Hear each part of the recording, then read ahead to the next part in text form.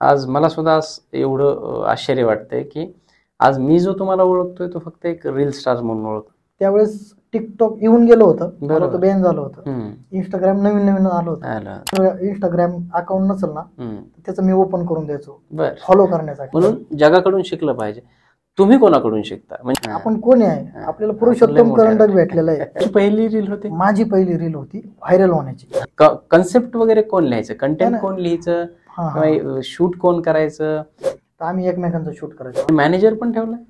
आता ती एक वेळ असते, कुठली तरी एक वेळ असते की हे आजकाल रील स्टार लोकांची इमेज काय झालेली, काहीतरी फालतूगिरी करायची आणि फेमस व्हायची अशा पद्धतीने पाहिलं जातं.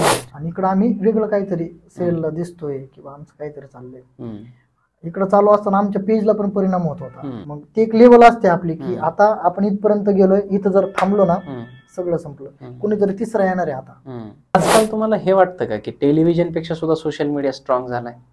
हे जे सिरियल वाले आहे का किंवा हे जे चॅनल आहे का, चॅनल खूप मोठे, पण तरी ते आमच्या सारख्या क्रिएटर वाल्यांकडून त्यांच्या सिरियल साठी प्रमोशन म्हणजे किती मोठी गोष्ट आहे.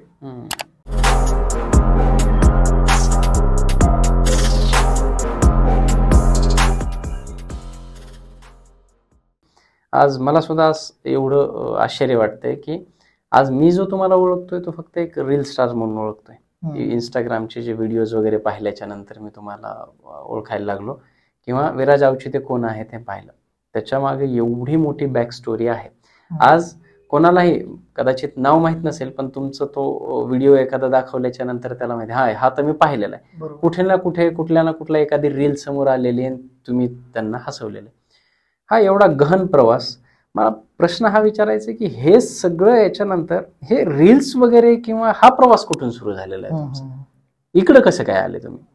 2022 ची गोष्ट, 22-23 ची. त्यावेळेस टिकटॉक येऊन गेलं होतं, बॅन झालं होतं. इंस्टाग्राम नवीन आलं होतं. त्या काळात काय करायचं, मोकळ्या वेळेत आहे ना सोशल मीडियावर मी म्हणजे मला एक आवड आहे स्वतःचे फोटो टाकणे किंवा माझं नाटक येतंय किंवा काय याचं प्रमोशन मी त्याच्यावर टाकत असायचो नेहमी. अर्थातच ते बनलेच त्याच्यासाठी. आणि मी जरा जास्त ऍक्टिव्ह असायचो, आमच्या ग्रुपमध्ये जास्त ऍक्टिव्ह असायचो. ज्याचं इंस्टाग्राम अकाउंट नसेल ना त्याचं मी ओपन करून द्यायचो फॉलो करण्यासाठी. ओपन करायचो आणि त्याला म्हणतो मला फॉलो कर. मग मी त्या वेळेस आहे ना एक रील कशा बनवायचो, कधीतरी महिन्यातून एखादी टाकायचो, काहीतरी सुचलं तर. 2022 त्याच्यात जास्त हे नव्हतं की आपण रील करायचं म्हणजे मला अभिनेता होतो, कुठं नादी लागते यांच्या. रील म्हणजे मला हे वाटतं नकोच आहे. आपण कोणी आहे? आपल्याला पुरुषोत्तम करंडक भेटलेलं आहे. काय आपले काय. आणि आमच्या तिकडे आहे ना नगरला ब्रिज झाला होता. नवीनच ब्रिज होता आणि त्याचं उद्घाटन झालं होतं. नवीन ब्रिज म्हणजे क्रेज होता तो, इतका मोठा क्रेज म्हणजे नगरमध्ये असं झालंच नाही तयार. तो जो ओव्हरब्रिज झालाय म्हणजे समजा आज नगरमध्ये जर विमानतळ जर होतंय ना तर सगळ्या घरांना कुलप लावून अख्खी फॅमिली बघायला जाणार, ते तिकडच राहणार 2-3 दिवस. असं आहे आमचं नगर. तो ब्रिज तयार होतोय, त्याचं उद्घाटन पण झालंय. त्या ब्रिजवर शांता आणि मंदा नावाने मी आणि ऋषिकेश माझा जो मित्र, आम्ही दोघांनी एक कॅरेक्टर केलं ते आणि रील बनवली. हे तुमची पहिली रील होती? माझी पहिली रील होती व्हायरल होण्याची. त्याच्या अगोदर कधीतरी टाकायचं, एवढं काय नव्हतं. आणि ती प्रचंड व्हायरल झाली. नगरच्या लोकांनी उचलून धरली, इतकी व्हायरल झाली. आणि ती व्हायरल झाली. त्याच्यानंतर जो ब्रिज आहे का, त्या ब्रिजवर जाऊन आम्ही व्हिडिओ बनवले. म्हणजे आमच्या नगरचा मावा फेमस आहे, तिथं थोडस जरा राजकीय ते नकळत झालं. म्हणजे आम्ही वरती जाऊन जरा आम्ही व्हिडिओ बनवली, पण ती राजकीय झाली. लोकांना लय आवडली. म्हणजे की आता पॉलिटिकल सटायर होता. म्हणजे की त्या रील मध्ये असं आहे की आता हा ब्रिज तयार झालेला आहे, इथं पप्प्या तू इथं मावेची टपरी टाक, इथं मी चहाची टपरी टाकतो. म्हणजे त्या ब्रिजवर आम्ही करत होतो, इथं अशी टपरी टाक, तू हे कर, मी तर मावा मळायला बसतो आणि इथं 4-5 जणांना आपण पत्तीची जागा देऊ. हे सगळं आपला ब्रिज आहे असं नाही का. ते व्हायरल झाला, इतका व्हायरल झाला. लोक ओळखायला लागली, रिस्पॉन्स द्यायला लागली. त्याच्यानंतर जे काही राजकीय जे नेते त्यांचे पीएनचे फोन यायला लागले, चांगलं गेले अपोजिट वाल्यांचे.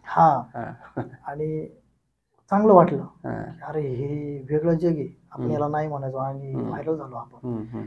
ओळख अशी झाली की गाडीवर जरी जाता नाही येता नाही पाय पाय त्यो नाही का रील टाकली त्यांनी आणि ती शांतामंदा कॅरेक्टर फेमस झालं. मग ते आवडायला लागलं आणि व्हिडिओ करत करत करत करत सगळंच व्हायरल झालं आणि तशी म्हणजे सुरुवात झाली एक. अच्छा, हे रीलची जी सुरुवात आहे त्या एका रील पासून झालेली आहे. मग हे मला ते विचारायचं की रील त्यावेळेस कोण म्हणजे कन्सेप्ट वगैरे कोण लिहायचं, कंटेंट कोण लिहायचं किंवा शूट कोण करायचं, म्हणजे तुमचा ओव्हरऑल तुमचे जे रील बनवण्याचा प्रवास असतो ना तो कसा असतो, म्हणजे तुमचं कंटेंट कोण लिहितं, एडिट कोण करतं, शूट कोण करतं, कशा पद्धतीने होतं ते काय. आता ही गोष्ट अशी होती ना की ऋषिकेश हराळ आणि मी जास्त सोबत असायचो, तर आम्ही एकमेकांचं शूट करायचो. आमच्या जर जुन्या व्हिडिओ जर पाहिले का तुम्ही, लय जुन्या जे व्हायरल झालेले आहे तिथून आमची ओळख झाली, तर ते ना डायरेक्ट क्लोज लागलेला असतो आणि माझा क्लोज लागलेला असतो याचा आणि माझा. आणि जर टू शॉट किंवा मास्टरचं असेल ना, जाताना येताना जर कुणी असेल, जाताना येताना जर काकू मावशी बाबा जर दिसले, आम्ही म्हणतो ऐका ना 1 मिनिट एवढं घ्या ना. बर. हा, मग त्याच्यातून मग दिसायचं की आम्ही पळतोय किंवा आम्ही करतोय असं, म्हणजे एकदम अननोन माणसाला.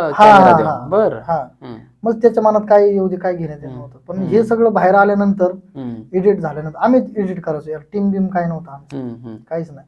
आम्हीच एकमेकांची म्हणजे एकमेकांना सांगायचो अरे हे कट असा घ्यायचा, असा जोडायचा. युट्यूबला जाऊन पाहायचो मी की एडिट कसं करते. मग व्हीएन नावाचं ऍप आहे, मला ते ऋषिकेशने सांगितलं सर याच्यातून करा, मला सर म्हणतो. मग मी ती पाहून शिकून त्याच्याकडून शिकून हे सगळ्या गोष्टी आम्ही एकमेकांना सांगून करून करत गेलो. पण व्हिडिओ बाहेर आल्यानंतर, पोस्ट झाल्यानंतर अनेकांना वाटायचं की अरे यांची टीम आहे, भारी करते, भारी चाललंय. पण तसं काही नाही. आम्ही कित्येक व्हिडिओ आम्ही दोघांनी एकमेकांचे असेच धरलेले. आज टीम आहे का तुमची? आज एक चांगली टीम आहे, स्वतःचा मॅनेजर आहे, सगळं पाहतो आपलं, एडिटर आहे, त्याच्यानंतर शूटिंग करायला 1-2 कॅमेरामॅन आहे चांगले. म्हणजे आता व्यवस्थित आहे. कुठला कॅमेरा वापरता तुम्ही शूटिंगसाठी? काय वाटतं तुम्हाला, कुठला वापरत असं? मोबाईल मध्ये शूट करत असाल असं वाटतंय मला तरी. जे युट्यूबचे व्हिडिओ जे करतो ना ते आम्ही कॅमेऱ्यात करतो आणि आता आयफोन मध्येच आम्ही सगळं शूट करतो. पण कॅमेरा हँडल करायला किंवा काय पोरं आहेत काम करायला. टीम ठेवलेली आहे तुम्ही प्रॉपर, आणि मॅनेजर पण ठेवलाय? आता ती एक वेळ असते, कुठली तरी एक वेळ असते की आता सगळं नाही सांभाळत. युट्यूब पण सांभाळायचंय, फेसबुक सांभाळायचंय, त्याच्यानंतर इव्हेंट पण येतात, कोलॅबोरेशन साठी मोठे मोठे ब्रँड येतात आणि लक्षात नाही ना राहत. बरोबर, काय काय काय काय आणि ते कळतच नाही कसं हँडल करायचं. कुणीतरी असायला पाहिजे सोबत, तो सांगतोय बाबा. मग तो आपण एक माणूस हायर केलेला आहे. मध्ये मी एका एजन्सीला पण दिलं होतं माझं सगळं सांभाळायला, आणि तो आमचा एक ऍग्रीमेंट होता, तो काळ होता, तो झाला. आता सध्या तरी मोकळा आहे. तुमच्या मार्फत एखादी एजन्सी आली तर त्याला देऊ. बर. नक्कीच नक्कीच, खूप भारी. बरं, याच्यात मला म्हणजे तुम्ही नगरचं बोलले, ऋषी हराळ हे ते सगळ्यांची नावं सांगितले. नगरची एक जबरदस्त गँग आहे. म्हणजे मी जेव्हा व्हिडिओज पाहायला लागले ना, तर बऱ्याच व्हिडिओज पाहिल्याच्या नंतर मला वाटतं 5-7 चांगले वेल नोन क्रिएटर आहेत नगरमध्ये तुमच्या. म्हणजे तुम्ही असेल, ऋषी हराळ असेल, मला वाटतं अक्षय मुसळे, आकाश मुसळे, हे सगळे आहेत. यांच्याबद्दल काय, म्हणजे हे सगळे तुम्ही एकत्रच काम करता? सांगतो. आकाश झालं किंवा ऋषी हराळ झालं. ऋषी हराळ 2019ला आला आमच्या टीम मध्ये. आकाश आणि मी पुरुषोत्तम करंडक जो जिंकलोय का आम्ही, त्यात आकाश पण होता. म्हणजे सगळ्यांची एक वेगळी ओळख आहे. प्रवास माझ्यासारखा पण असू शकतो, थोडा वेगळा पण आहे. आम्ही सोबत सगळे नाटकातून आलेलो आहे. जे तुम्हाला स्क्रीन, आम्ही जे 5-6 जण व्हायरल झालो नाही, सगळे नाटकातले पोर आहे.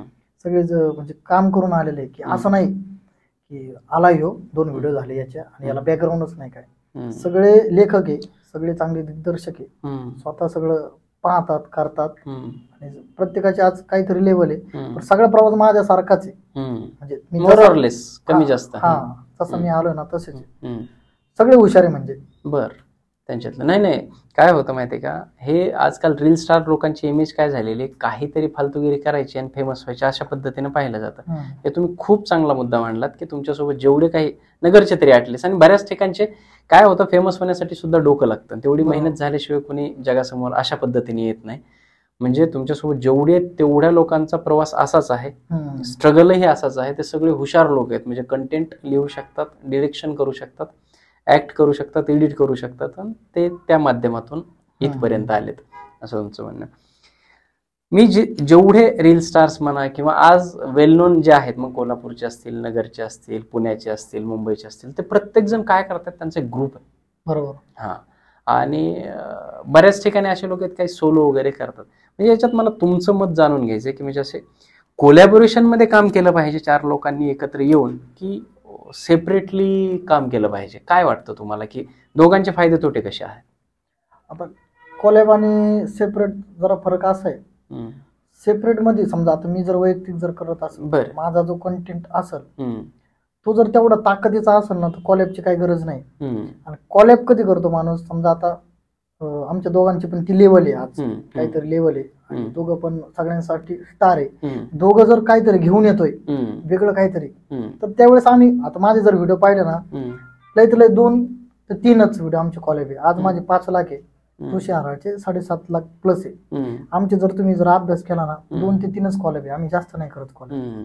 कारण त्याचा फरक पण असं जाणवतो, कॉलॅब केल्यानंतर आहे ना, समजा आता माझा व्हिडिओ पडला सेपरेट आहे, त्याच्या बाजूला आहे ना विराज आवची, त्याच्या बाजूला नाव येतं फॉलो, कॉलॅब मध्ये नाव येतं विराज आवची ते, आणि जो कोणी XYZ आहे त्याचं नाव येतं. इकडे फॉलो बिलो काही नसतं. त्याने काय होतं, फरक पडतो फॉलोअर्सला, म्हणजे फॉलो राहून जातं त्यांच्याकडून. अच्छा. हा, दुसरा फायदा असा होतो की कॉलॅब केल्यानंतर याचे जे ऑडियन्स आहे आणि माझे जे ऑडियन्स आहे, माझ्या ऑडियन्सला हा आवडलाय, त्याच्या ऑडियन्सला मी आवडलं, तर ते फॉलो एकमेकांना करू शकतात. कधी कधी काय होतं की याच्या व्हिडिओला मी लय वेळा दिसलो, पण यांनी मला फक्त टॅग केलेलं आहे किंवा कॉलॅब नाही केलं. पण हे लोक कधी कधी यांना ना माझं काहीतरी यांनी चुकून पाहिलेलं असतं, त्यांना माझं नावच नाही आठवत. याच्या प्रोफाईलला जाऊन ते लय वेळा चेक करते, भेटतच नाही, त्यावेळेस कॉलॅबचा फायदा होतो. अरे हे नाव. अच्छा, असं अशा पद्धतीने एक ह्युमन सायकोलॉजी असते. तुम्ही 3 इडियट चित्रपट पाहिला असेल, त्याच्यात एक डायलॉग आहे की तो डायलॉग असा आहे की म्हणजे दोस्त अगर फेल हो तो दुख होता है, और दोस्त अगर फर्स्ट आहे तो और ज्यादा दुख होता है. आणि ही ह्युमन सायकोलॉजी सुद्धा आहे. जेव्हा असं आपण ग्रुपमध्ये काम करतो, म्हणजे आता तुम्ही अर्थातच दोस्त असाल सगळेच, त्यावेळेस म्हणजे माझ्यापेक्षा जास्त त्याचे फॉलोअर्स झालेत किंवा माझ्यापेक्षा त्याच्या व्हिडिओजला व्ह्यूज जास्त यायला लागलेत, कधी येतं का असं, म्हणजे जेलसी म्हणा किंवा काही म्हणा? नाही, म्हणजे तसं नाही झालं. पण मी जर ह्या नाटकाचा जर माझा बेस नसता, माझ्यासोबतचे जे पोर आहे त्यांचे जर नाटकाचा जर बेस नसता, तर हे असं झालं असतं, अरे आपल्यापेक्षा त्याला काही येत नाही, हा काय नाही. म्हणजे काही लोक असे आलेले पहा की त्यांना कसला बेस नाही, काहीतरी कुठला तरी व्हिडिओ केला आणि तो व्हायरल झाला म्हणून ते झालेत, किंवा त्यांचे काही तसे मित्र झालेत, तुझा हा व्हिडिओ व्हायरल झालाय, माझा हा झालाय, चला आपण एकत्र करू. आमच्या सगळ्यांना बॅकग्राऊंड आहे. बॅकग्राऊंड असं की आम्ही नाटकातून झाडून काम केलेलं आहे. हा, झाडून म्हणजे कसं म्हणू की नाटकाच्या प्रॅक्टिसला कसं असायचं की तुला झाडू घ्यावा लागेल, तुला बॅकस्टेज करावं लागेल, म्हणजे ते पाहिलेलं आहे की डोळ्यांनी की एखादा रोल मिळवण्यासाठी एवढं सगळे कष्ट करावं लागतात ना, झाडून घ्यावं लागतं, बॅकस्टेज करावं लागतं, मग कुठेतरी तो छोटासा रोल देतो, मग तो कुठेतरी लीडला नाटकात येतो. हा सगळा प्रवास पाहिलेला आहे. सगळे सोबतचे असल्यामुळं तुला जर एक चांगली सिरियल भेटती तर मला आनंद आहे, तुझं जर चांगलं होतं मला आनंद आहे, तू कुठं चुकला तर मी सांगायला आहे. अशा आमच्या सगळ्यांची एकमेकांसाठी भावना आहे. आज मला जर काहीतरी कंटेंट सुचतो किंवा मी जर चुकीचं जात असेल ना, तर मला ऋषी आराळ सांगतो की सर तुमच्याकडून हे चुकीचं होते, सर ह्या कंटेंट मध्ये असं असायला हवं. आम्ही एकमेकांना विचारत असतो, एकमेकांना सांगत असतो, सपोर्ट करतो. आज त्याचे 7.5 झाले, आज माझे 5 झाले, तर एकमेकांना आनंद आहे. आनंद म्हणजे तो आमच्या दोघांनाच माहिती, कारण त्यावेळेस आहे ना जेव्हा आमची सुरुवात होती ना, तर एकमेकांनाच माहिती की कोण होतं कुणासाठी. बरोबर, मी असा कॅमेरा धरला म्हणून त्याने केले, त्याने कॅमेरा धरला, त्याने ते कॅरेक्टर केले, त्याच्यासोबत हे कॅरेक्टर होतं, हे दोघ जण त्यांना आवडले म्हणून आज इथपर्यंत आलोय. मग तशी कधी भावना नाही झाली. उलट असं आहे की कधी याची मिलियन होते ना, हा 7.5 ला अडकलाय ना, याची मिलियन कधी होते. त्याच्या प्रत्येक व्हिडिओ मध्ये मी असतो बघा, कधीतरी मी नसतो. का नसतो, माझं काहीतरी चालू असतं, इकडे ऍड म्हणा काय म्हणा, काहीतरी कामानिमित्त मी बाहेर असतो, तू कुठेतरी बाहेर असतो. आज आमचं दोघांचं नशीब एवढं चांगलं आहे की एक आम्ही सिरियल करत होतो मध्ये, चांगली सिरियल आहे, ती सोडली आम्ही सर दोघांनी पण सोडली एका मताने. म्हणजे एवढं आमचं एकी. मला सांगा, आज ऑडिशन म्हणजे ऑडिशनच्या रांगेत थांबून जर सिरियल भेटत असेल, आणि त्यावेळेस आम्ही ऑडिशन द्यायचो सिरियल फिल्मसाठी, आज आम्हाला आमच्या चेहऱ्यामुळं आम्हाला दोघांना पण सिरियल भेटते, आम्ही सोडून देतो सर. का सोडून देतो? कारण एक लेवल असते की तिथं म्हणजे एक प्रामाणिकपणे की तिथं आम्हाला सांगण्यात वेगळं आलं त्या सिरियलला, आणि छोटे छोटे कॅरेक्टर दिले, आमच्या वाट्याला कॅरेक्टर दिले. आमची लेवल आज वेगळी वेगळी म्हणजे लोकांना आमच्याकडून खूप अपेक्षा आहे. तुम्ही जर कमेंट जर चेक केले ना की तिथे लिहिलेले आहे की विराज आणि ऋषी म्हणजे अशोक शराफ लाक्षाची जोडी, त्यांना आमच्याकडून वेगळ्या अपेक्षा आहे. आणि इकडं आम्ही वेगळं काहीतरी सिरियलला दिसतोय किंवा आमचं काहीतरी चाललंय. इकडं चालू असताना आमच्या पेजला पण परिणाम होत होता, म्हणजे आमचे व्हिडिओज नव्हते येत. इकडे या सिरियल करत असताना व्हिडिओज नव्हते येत. मग ते एक लेवल असते आपली की आता आपण इथपर्यंत गेलोय, इथं जर थांबलो ना सगळं संपलं. कुणीतरी तिसरा येणार आहे आता, कुणीतरी आता मी इथं बोलतोय ना, आता तुम्ही सगळे मला पाहतायत, आता ह्या वेळेस कुणीतरी तिसरा तयार होतोय, कुणीतरी नवीन येतोय, कोणतरी येतोय क्रिएटर. माझा एक काळ आहे की मला कुठंतरी थांबणारं कुणीतरी आहे, म्हणून मला त्या लेवलने मला तसं काम करावं लागणार, म्हणजे मी टिकून राहील म्हणून ते थांबायचं. आजकाल तुम्हाला हे वाटतं का की टेलिव्हिजन पेक्षा सुद्धा सोशल मीडिया स्ट्रॉंग झालाय?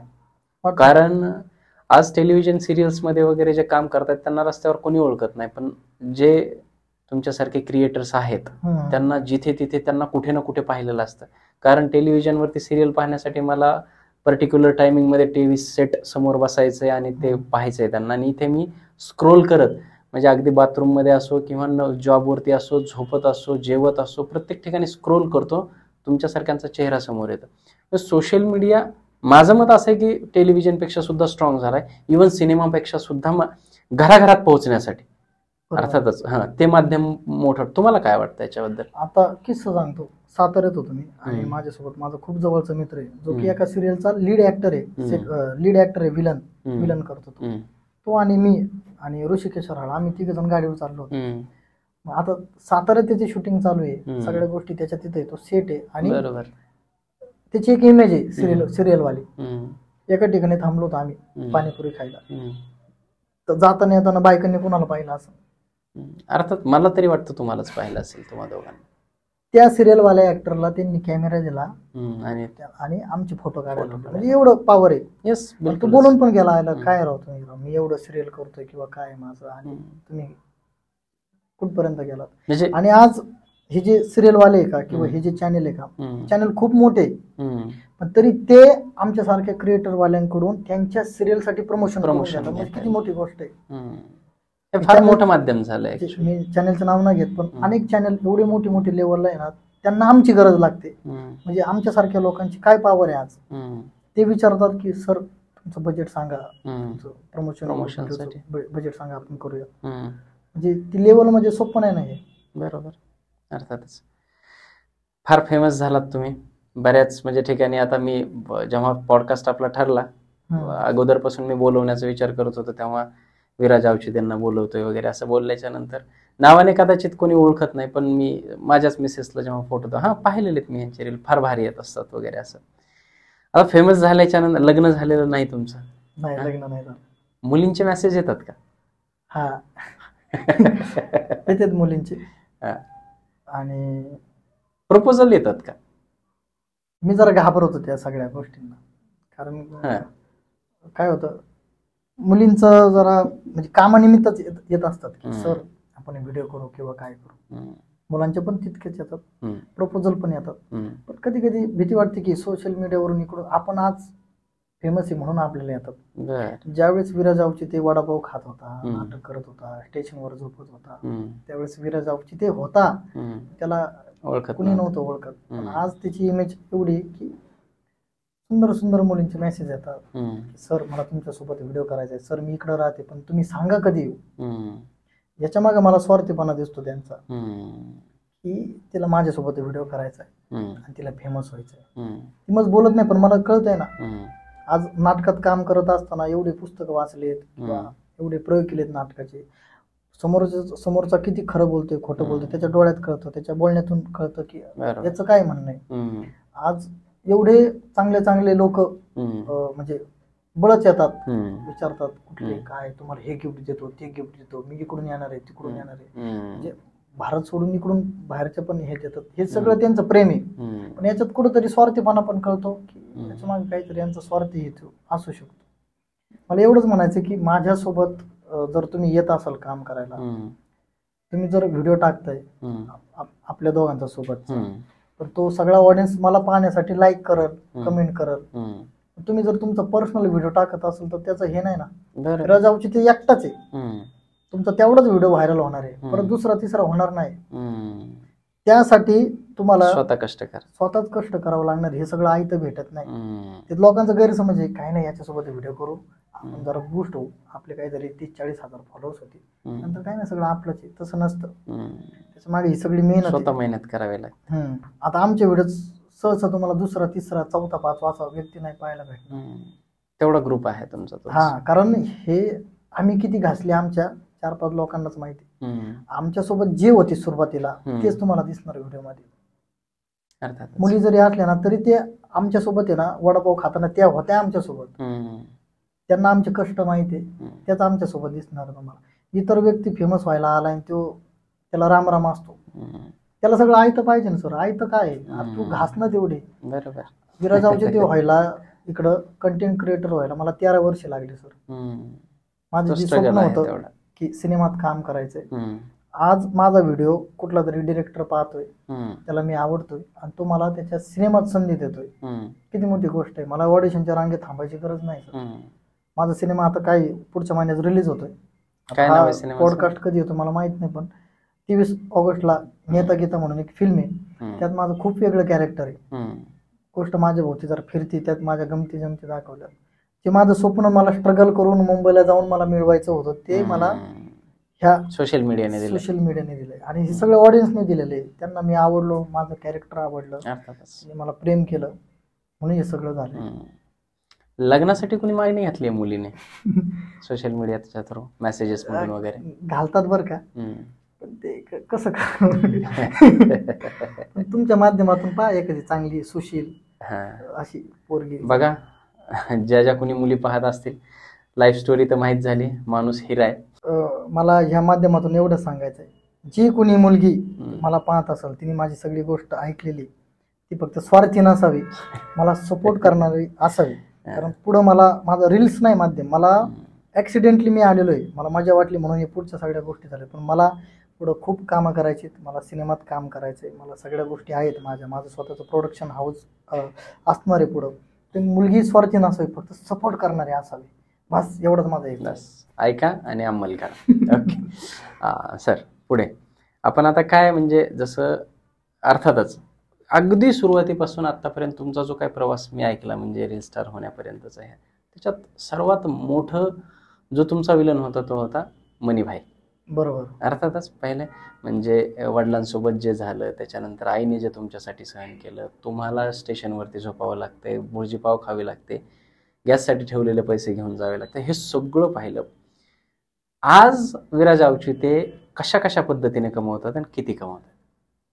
मी थेट असं आकडा नाही सांगता येणार मला, पण खूप चांगलं चाललं. हा प्रश्न मी का विचारतोय, कारण जशी तुम्ही लाईफ स्टोरी सांगितली, स्ट्रगल स्टोरी सांगितली, आपला पॉडकास्ट पाहिल्याच्या नंतर एक जण जरी तुमचा प्रवास पाहून थोडा मोटिवेट झाला आणि त्याला आयुष्यात काही करण्याचं जर मिळालं बळ, तर त्याच्यासाठी ते एक मोटिवेशन असतं. बरोबर. त्यामुळे हा प्रश्न आहे.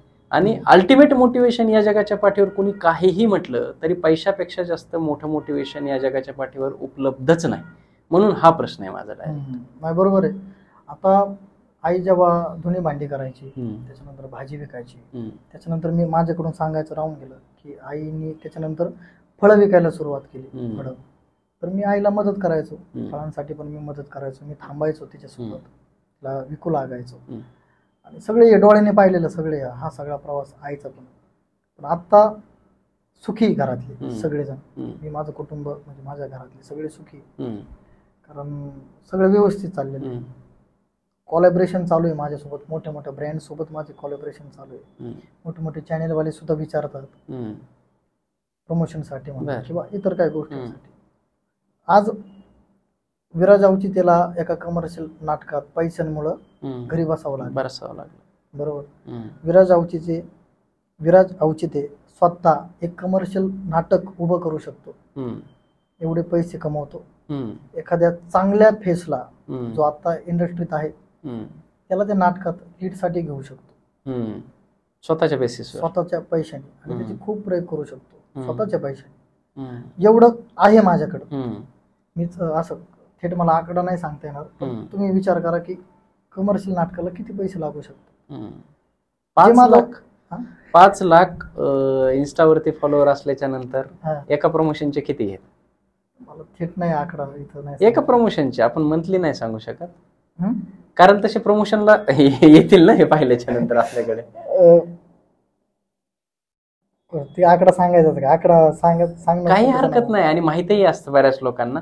परंतु काय होतं, या गोष्टीने सुद्धा कॉन्फिडन्स बूस्ट लोकांचा. आकडा मी थेट नाही सांगता येणार, पण मला हे सांगता येईल की एका प्रमोशनचे जवळपास एखादा आयटी मधला जो मॅनेजर जो असेल ना, जो मॅनेजर असेल त्याला जर एका महिन्यात जर पगार येत असेल, तो एका कोलॅबोरेशनचे मी घेतो. बर, ग्रेट, खूप भारी. म्हणजे आईचं जे स्वप्न तुम्ही पाहिलं होतं, आईसाठी काय काय करायचं ते तुम्ही पूर्ण करू शकता, एवढं तर नक्कीच आहे याच्यातून. बरं, आता दुसरी गोष्ट काय सर्वात महत्वाची, की आता जसं कोणीही रील पाहिल्याच्या नंतर आज प्रत्येक जणाकडे मोबाईल आलाय, प्रत्येक जण स्वतः आता कंटेंट क्रिएटर होण्याच्या भानगडीत पडतोय, म्हणजे करू इच्छितोय. अशा लोकांना तुम्हाला काय वाटतं की त्यांनी काय केलं पाहिजे आणि काय नाही केलं पाहिजे? अभ्यास करायला पाहिजे त्यांनी. जर तुम्ही एखादा कंटेंट जर बनवताय ना, तर अभ्यास करायला पाहिजे. रोज व्हिडिओ टाकतोय माझं व्हायरलच व्हायना, काहीच व्हायना. कंटेंट काय टाकतो बघ, त्याच्या अगोदर तुला काय येतंय बघ. लय मोठं प्लॅटफॉर्म आहे. खरी गोष्ट. तुझी कला आहे काय, त्याचा अभ्यास करायला पाहिजे की मी काय करू शकतो. मी जे करू शकतो ना तेच कर. मित्र काहीतरी करतोय त्याचं नको कॉपी करू. हा काहीतरी करतो, हा पुढे चाललाय, याचे फॉलोअर्स वाढतील, हे केलंय म्हणून मी पण हे करतो. आज माझं शांत जरी फेमस असलं, सेम करणारे खूप जण आहे, सेम माझं सगळं कॉपी करतात, सेम करतात, त्यांना व्ह्यूज नाही ना तेवढे, कारण त्याच्यावर कमेंट पण असतात, अरे शांतामंद कॉपी, कारण ते आपण बनवलेलं. तसं तुम्ही तुमचं क्रिएट करा, काहीतरी वेगळं करा, वेगळं द्या. फॉलोअर्सच्या नादी नका लागू, व्ह्यूजच्या नादी नका. फॉलोअर्स बाय प्रोडक्ट आहे. तुम्ही कंटेंट असा आणा ना, महिन्यातून फक्त 2 टाका, असे तगडे टाका ना, लोक तुमचेच आहे, तुमच्यावर प्रेम करणार आहे, ते त्यांच्यासाठी करा. फॉलोअरच्या अजिबात नादी. मग हे जे बोलतात की रोज एक तरी रील्स टाकली पाहिजे इंस्टाग्राम वरती वगैरे, ते कसं आहे, आता एक आपल्या नॉर्मल भाषेत सांगतो. समजा एखाद्या कंपनीत कामाला जातोय, मी रोज चाललोय डबा घेऊन कामाला, आणि 2 दिवस खाडे मारले मी कंपनीतून, तर तिथला जो मॅनेजर आहे तो माफ करत, ठीक आहे काहीतरी प्रॉब्लेम होता. परत मी 3 दिवस गेलो कामाला, मॅनेजर खुश झाला, येतंय बरं झालं येतंय. 8 दिवस खाडे मारले मी, मॅनेजर नाराज होईल ना. मॅनेजर काय म्हणे, बाज भाऊ ते सुट्ट्या झाल्या तुझ्या, आता घरी जा. असं समजा इंस्टाग्राम कंपनी, आपण तिथं कामाला आहे, मग तिथं कामाला आहे म्हणजे रोज जावं लागणार का नाही. आपण त्यांना सवय लावलेली, आपण त्यांना शब्द दिलेला आहे, मी सकाळी 8ला येतोय, संध्याकाळी 5ला जातोय, तुम्ही 5ला येतोय. तसं त्या कंपनीत तुम्ही कामाला जाताय, तुम्ही रोज टाकत जा. तुम्ही रोज टाकायचे, अचानक जर थांबले तर कंपनी म्हणते अरे कुठे गेला काय, जर दुसरा आलाय, चला बाळू आलाय, बाळूला घेऊ. खूप छान होतं. असं एक नॉर्मल आपल्या भाषेत समजून तशी एक सवय लावली पाहिजे. काय होतं त्या सवयीने आपल्या पण क्वालिटी पण ठेवली पाहिजे. नाही मग तेच ना, त्याच्यातून असं आहे की काय कंटेंट आहे ना, समजा एखादा मिलियनला गेला, एखादा 2 लाख किंवा 100 लाख किंवा होतच नाही, 60,000लाच अडकलाय. तिथून आपल्याला असं शिकायला पाहिजे की हा 1 मिलियनला गेलाय, याची कमेंट 1,000 आहे, 2,000 आहे, का आले, याच्यात आपण काय दिले, याचा अभ्यास करायला पाहिजे की हा 60,000ला का अडकलाय, कारण याच्यात अशा गोष्टी.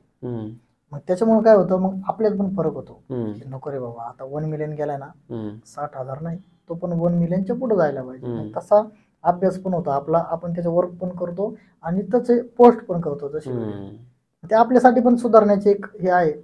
आणि मी तर म्हणतो जे कोणी क्रिएटर तुमचे असतील जवळचे किंवा जे येत असतात तुम्हाला आवडत असतात, त्याच्या प्रोफाईलला जाऊन पाहिलं पाहिजे, शिकलं पाहिजे, हा काय करतोय काय नाही, कशी कुठल्या लेवलने याचं काम चाललेलं आहे. आता मला आजही किती जरी व्हिडिओ येत असले ना, कमी जरी फॉलोअर्स असले, फॉलोअर्सचं काय नाही, पण मला माहिती ना याचं काहीतरी चाललेलं क्वालिटी, मी वेळ काढून त्याच्या सगळ्या कंटेंट पाहतो, माझ्या मित्रांना मी शेअर करतो की बघा यात असे. तर शिकण्याचं म्हणजे काय की प्रत्येक जण शिकत असतो, शिकत राहायला पाहिजे, कारण कंटेंट क्रिएशन तुम्हाला रोज नवीन द्यावं लागतं, म्हणून जगाकडून शिकलं पाहिजे. तुम्ही कोणाकडून शिकता, म्हणजे तुमचे आवडते किंवा आदर्श असे कंटेंट क्रिएटर कोण आहेत ज्यांना तुम्ही सर्वात जास्त बघता, त्यांच्याकडून तुम्ही शिकता, मग तो भारतातला असतील, महाराष्ट्रातले किंवा अगदी तुमच्या नगरचे. आता जेव्हा माझे व्हिडिओ व्हायरल झाले त्या दरम्यान मी अभ्यास करायचं हे केलं की आपण क्रिएटर लोक कशा पद्धतीने काम करतात पाहायला पाहिजे. मग मी जस्ट नीलला पाहायला लागलो, त्याचा जो ऑरेंज ग्रुप आहे त्या सगळ्यांना मी पाहायला लागलो, आणि प्रत्येकाची वेगळी स्टाईल आहे, मला मजा यायला लागली. अगोदर मराठी करायची, आता हिंदी करतात, आता मी मराठी करतोय तर मला पण हिंदी करावं लागणार काही दिवसात. हिंदी केल्यानंतर त्यांची ऑडियन्स अख्खा भारताचा झालाय, आज माझी लिमिटेड आहे, काही दिवसांनी माझा पण भारताचा होणार आहे, मला तसं चेंज व्हावं लागणार. म्हणून मी अभ्यास करतो की हा सुरुवातीला त्याचे कपडे कसे होते ना, आता त्याचे कपडे कसे चेंज झाला ना, अगोदर कुठल्या गाडीत होता, आता त्याची गाडी कुठली, त्याची लेवल चेंज झाली, त्याचा मॅनेजर कोण आहे, अगोदर तो एकटाच होता, अगोदर मी एकटाच होतो, आज मला मॅनेजर आहे सोबत, आता त्याला पण मॅनेजर आहे, याच्यातून शिकता येतं. आणि मी त्यांना पाहायचो आणि शिकायचो पण. आता जर पाहायला गेलं महाराष्ट्रातला तर माझ्या जवळचा मित्र आहे ऋषिकेश हारा, तो माझा किती जरी ज्युनियर जरी असला तरी मी खूप शिकतो त्याच्याकडून, खूप शिकण्यासारखं आहे. त्याचे कंटेंट, त्याचा अभ्यास, त्याचं सगळं हे खूप वेगळं आहे. आणि मला काही जरी अडचण आली, म्हणजे समजा मला कंटेंट सुचलाय हा आणि मला जर वाटतं अरे काहीतरी मिस आहे किंवा काय, तर मी त्याला विचारतो, मी पाहत नाही हा माझा ज्युनियर आहे किंवा काय, त्याला विचारतो की असं असं झालंय, ओके वाटतंय का, तो सांगतो हा सर हे असं आहे किंवा हे तसं आहे, कारण त्याचा माझ्यापेक्षा जास्त अभ्यास आहे, तो खूप अभ्यास करतो, त्याचे कंटेंट पण त्या लेवलनी तसे आहेत. मग महाराष्ट्रातलं झालं तर मग ऋषिकेश हाराळे, कारण तो मित्र म्हणून नाही, कारण मी म्हणजे बरेच जण आहेत तसे महाराष्ट्रातले, पण तो त्याच्यापेक्षा जरा वेगळा आहे. ग्रेट, खूप छान. म्हणजे काय होतं की आपण एखाद्याला पाहतो तेव्हा खूप सुपरफिशियल पाहतो, आपण त्यांच्याकडे पाहतो तेव्हा फक्त त्यांचं सक्सेस पाहतो, त्यांचा स्ट्रगल पाहत नाही, आणि आपण इथेच चुकतो. आयुष्यात जर यशस्वी व्हायचं असेल, यशस्वी माणसा इतकं यशस्वी स्वतःला व्हायचं असेल, तर तुम्हाला त्या यशस्वी माणसा इतका स्ट्रगल देखील करावा लागतो, त्या यशस्वी माणसा इतका अभ्यास देखील करावा लागतो. हे आजच्या या पॉडकास्टमधून मी शिकलो, कारण आपण फक्त त्यांचं सक्सेस पाहिलं तर ते फार सुपरफिशियल होईल, आपण तिथपर्यंत कधीही पोहोचू शकत नाही. या पॉडकास्टमध्ये मी विराज भाऊंसोबत जेवढी काही चर्चा केली, मला खूप जास्त शिकायला मिळालं, आणि मला खात्री आहे की हा पॉडकास्ट जेही लोक पाहतील ते अंतर्बाह्य हलून जातील. आणि विराज अवचिते हे फक्त काही कॉमेडियन नाहीत, तर त्यांचा जेवढा अभ्यास त्यांनी केलेला आहे, जेवढं तावून सुलाखून या सगळ्या स्ट्रगलमधून इथपर्यंत आलेले आहेत, ते तुम्हा सर्वांच्या लक्षात येईल. विराज भाऊ, खूप खूप धन्यवाद, तुम्ही आमच्या विनंतीला मान देऊन इथपर्यंत आलात. खूप सुंदर चर्चा झाली. तुम्हाला कसं वाटलं इथे येऊन? मला छान वाटलं, मजा आली.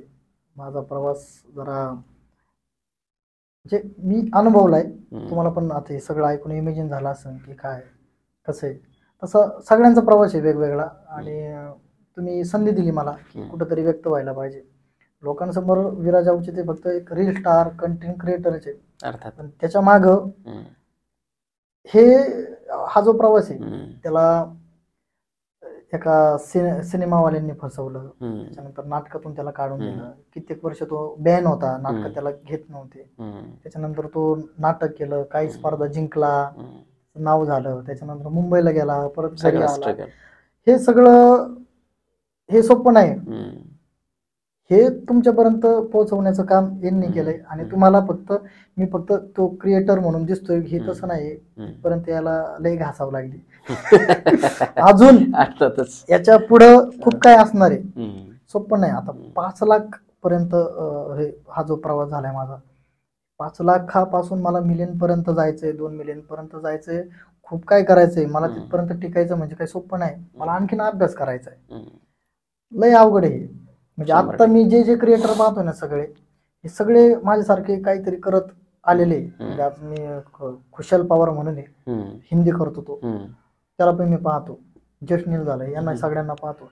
हे सगळे ना सर नाटकातून आलेले, त्यांचा बेस सगळा तिथून आहे. म्हणजे ते डायरेक्ट असे आले, लिपसिंग करत गेले किंवा हा करतोय तर आपण पण करू, याचे फॉलोअर्स वाढले, तसे नाही. हे सगळे तिथून आलेले. यांनी इतका स्ट्रगल केला, यांनी सिनेमा सुद्धा कामं केले, छोटे छोटे रोल, जसं की माझं झालेलं आहे सेम. आज मोठे मोठे ब्रँड त्यांच्याकडे येतात, जसं की माझ्याकडे पण येतात. हे आपण त्यांना पाहतोय, ते आपल्यासारखेच आहे. मला हेच सांगायचं की हे सोपं नाही सगळं. हे काही 2 आणि 4 महिन्याचं किंवा एका वर्षात फॉलोअर्स आले तसं नाही. याच्या मागचा प्रवास वेगळा आहे. आणि तुम्ही पण कष्ट करा आणि शिकत राहा. शिकायला पाहिजे, गुरु असायला पाहिजे सगळ्यांना.